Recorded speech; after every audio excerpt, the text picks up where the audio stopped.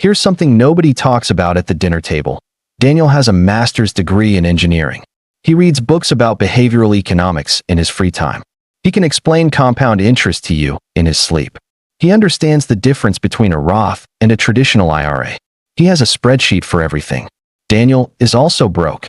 Not broke like he's eating cereal for dinner, but broke like he's 38 years old, earning $95,000 a year, and has less than $12,000 saved. He drives a leased BMW. He maxed out 2 credit cards last year. He has a subscription to a financial news platform he checks every morning while his 401k sits at the factory default contribution of 3%. Daniel is not stupid.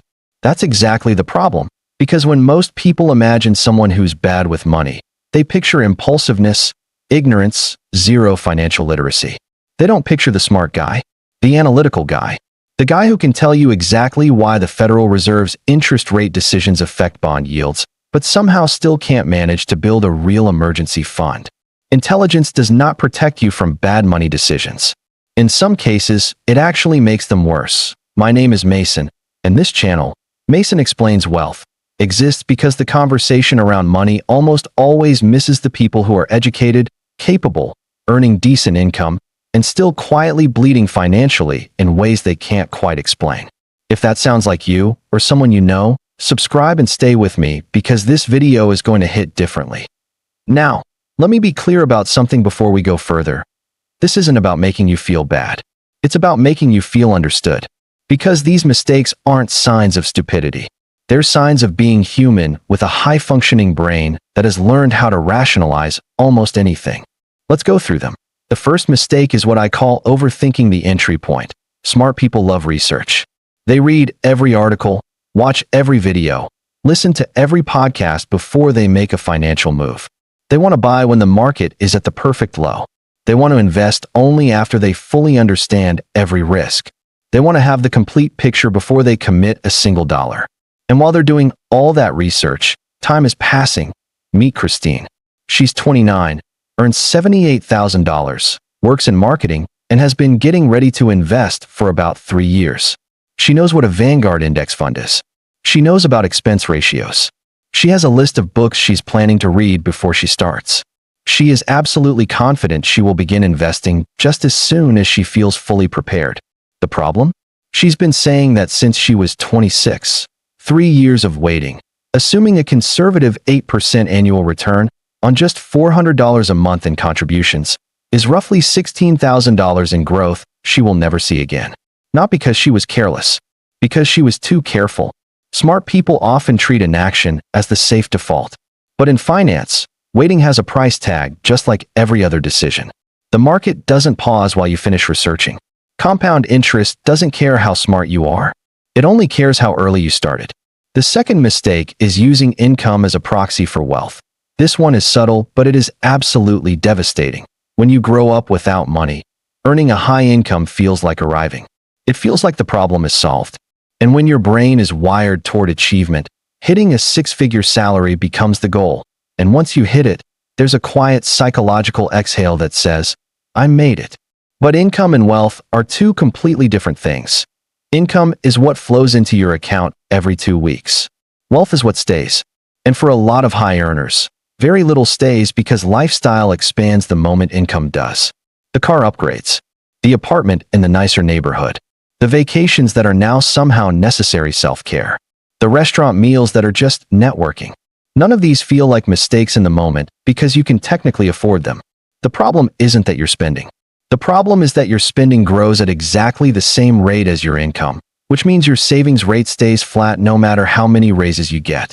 Economists call this lifestyle inflation.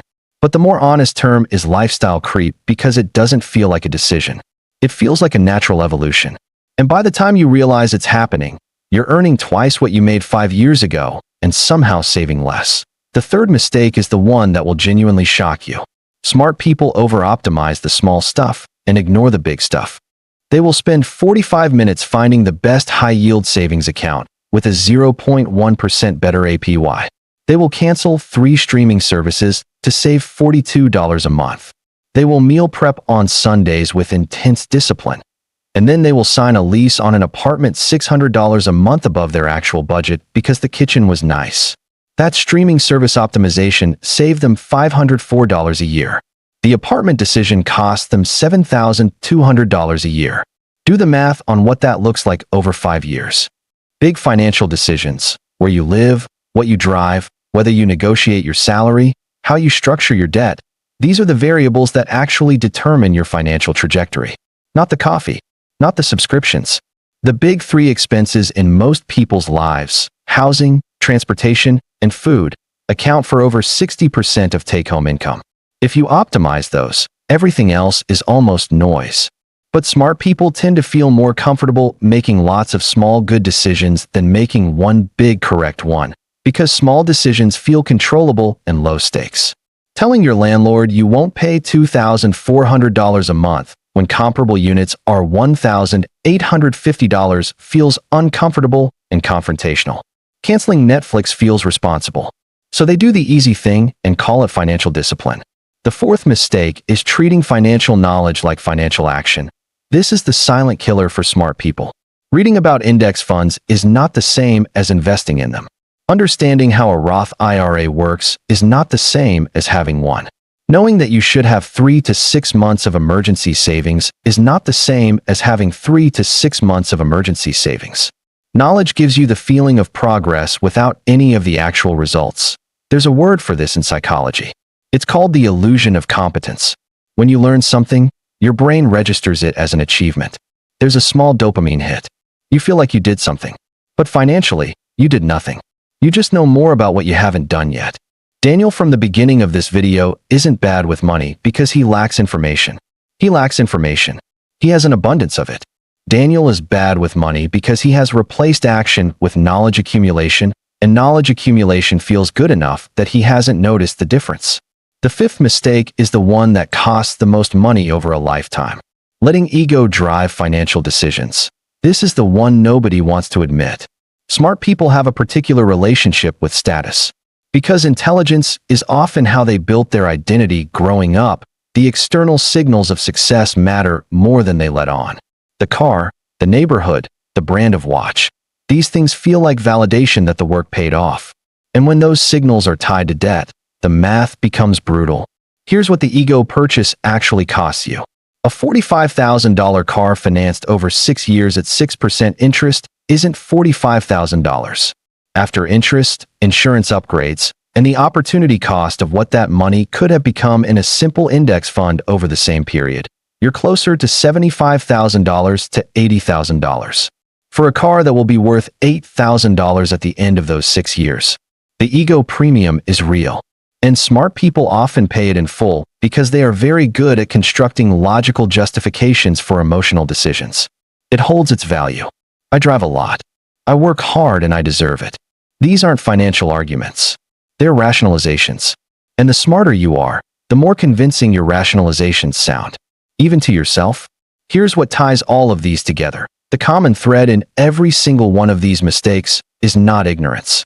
It's that somewhere between knowing and doing, something goes wrong. The research never ends. The lifestyle never pauses. The big decisions stay uncomfortable. The knowledge feels like enough. The ego wins the argument. And none of these are things that a higher IQ solves. If anything, a higher IQ makes each of these traps more sophisticated and harder to see from the inside. The fix isn't reading more. It's building systems that work even when your brain is being clever. Automate your savings before your lifestyle can spend it.